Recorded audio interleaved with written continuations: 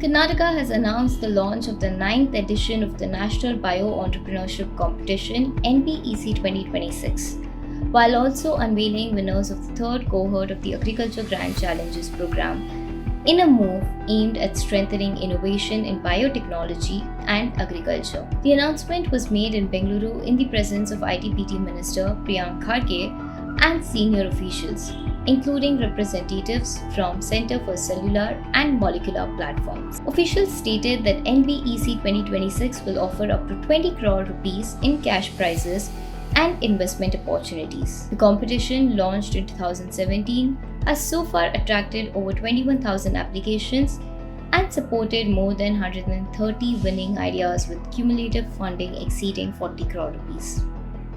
Applications for the current edition will remain open till May 31st, 2026. At the same event, 6 startups were announced as winners of the third cohort of the Agriculture Grand Challenges program.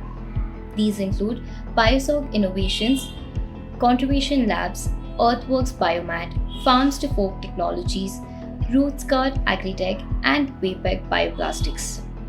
Each selected startup will receive up to 50 lakh rupees along with mentorship and ecosystem support. The Agriculture Grand Challenges program, launched in 2021, focuses on solving key agricultural issues such as climate resilience, pest control, precision farming, and food safety.